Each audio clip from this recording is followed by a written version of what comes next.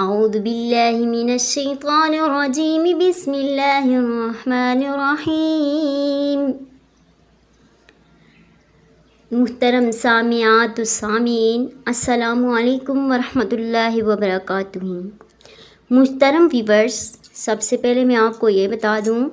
کہ ویڈیو کو یہ سوچ کر مت سکپ کیجیے گا کہ یہاں پر کوئی من گھڑت چیزیں بیان ہوں گی، ایسا ہرگز نہیں ہے۔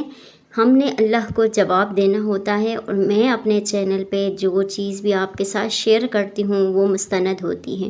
قرآن کی تفسیر شیئر کرتی ہوں تو معارف القرآن سے پہلے اس کا مطالعہ کیا جاتا ہے باقاعدہ، اور اگر آپ کے ساتھ کوئی بھی وظیفہ شیئر کیا جاتا ہے تو اس پہ 1% بھی جھوٹ شامل نہیں ہوتا۔ ترمذی کی احادیث سے میں آپ کے ساتھ وظائف بھی شیئر کرتی ہوں، اور آپ کو پتہ ہے کہ آپ صلی اللہ علیہ وسلم کی احادیث مبارکہ جھوٹی نہیں ہوتی، تو اسی لیے میری بات کو غور سے سن لیجئے پلیز۔ آج کی اس ویڈیو کو ایک عام وظیفہ سمجھ کر اسکپ کرنے کی غلطی بالکل نہ کرنا، کیونکہ کل جمعرات ہے اور آج میں آپ کو اللہ کے ایک ایسے پیارے نام سے متعلق ایک عمل بتانے والی ہوں جسے آپ نے اگر کل جمعرات کے دن کرنا ہے تو پہلے اس ویڈیو کو مکمل سننا بہت ضروری ہے۔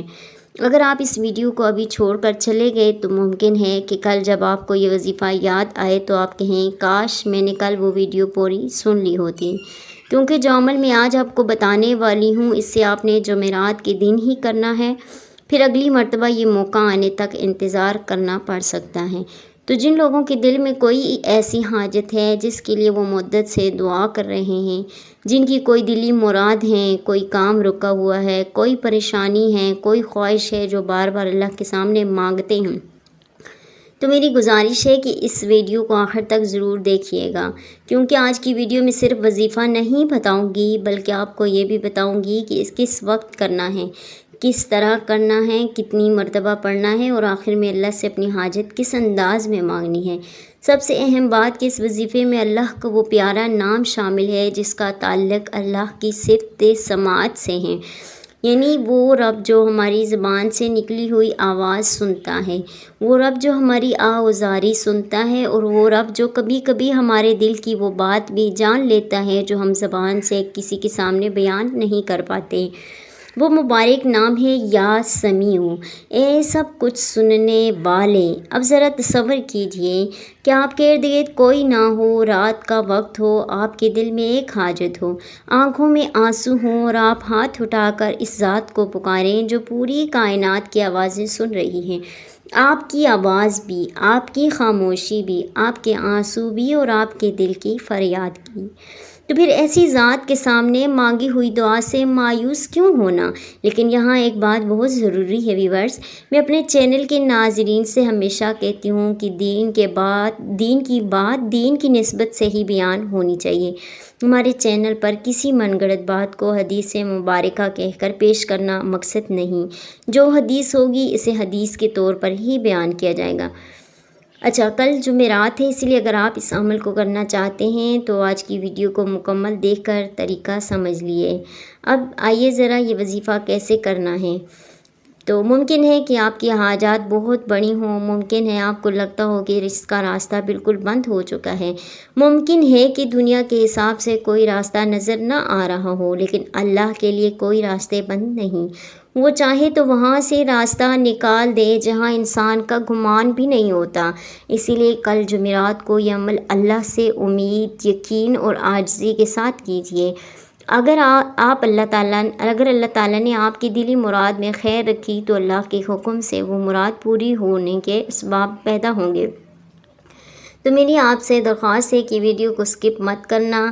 اچھا، کیونکہ ممکن ہے کہ آپ کے لیے 5 منٹ کی ویڈیو ہو، لیکن انہی 5 منٹوں میں آپ کو وہ عمل معلوم ہو جائے جسے آپ کل جمعرات کو اپنے رب کے سامنے بیٹھ کر کر سکیں۔ اچھا، تو آئیے ویورز، اب میں اپنے اصل وظیفے کی طرف جاتی ہوں۔ ویورز، آپ نے کل جمعرات کے دن چاشت کی نماز، ایک ہوتی ہے اشراق کی نماز اور ایک ہوتی ہے چاشت کی نماز، زوال کے وقت سے تھوڑا پہلے جو ہوتی ہے وہ چاشت کی نماز ہوتی ہے۔ زوال کے ٹائم پہ اس ٹائم آپ نے کیا کرنا ہے، چاشت کے وقت میں 4 رکعت نماز نوافل پڑھنی ہے، پھر اس کے بعد جائے نماز پہ بیٹھ کے اول آخر آپ نے درود شریف پڑھنا ہے، اور پھر آپ نے یا سمیع 500 مرتبہ اس کا ورد کرنا ہے،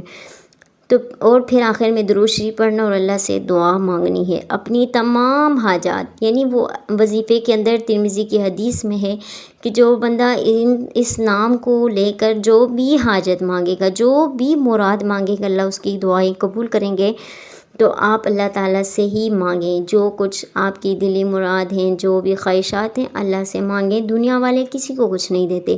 اور ویورز ایک بات یہ بتا دوں کہ جب آپ دعا مانگ رہے ہوتے ہیں تو مکمل عاجزی کے ساتھ، پورے یقین کے ساتھ، اگر آپ کو یقین نہیں ہوگا آپ کی دعا پورے ہونے پر تو پھر آپ کی دعائیں قبول کبھی بھی نہیں ہو سکتی۔ وظیفہ کرنے سے پہلے اپنے یقین کو پختہ کریں کہ میرا اللہ میری اس دعا کو ضرور سنے گا، تو یقین کریں کہ آپ کی دعائیں اللہ پاک ضرور سنیں گے۔ اللہ کے سامنے مکمل عاجزی کے ساتھ اپنی حاجات کو پیش کریں، رو کے دعا مانگیں، تو یقین کریں آپ کی دعا قبول ہوگی۔ اور اگر آپ کی دعا قبول ہو تو پلیز کامنٹ میں مجھے ضرور بتانا، اور ویسے بھی ویڈیو کو لائک کیا کریں، شیئر کیا کریں، اور تاکہ کسی اور کا بھی فائدہ ہو سکے۔ اچھا تو پیارے ویورز، اپنا بھی خیال رکھا کریں اور اپنے گھر والوں کا بھی خیال رکھیں۔ خدا حافظ، فی امان اللہ۔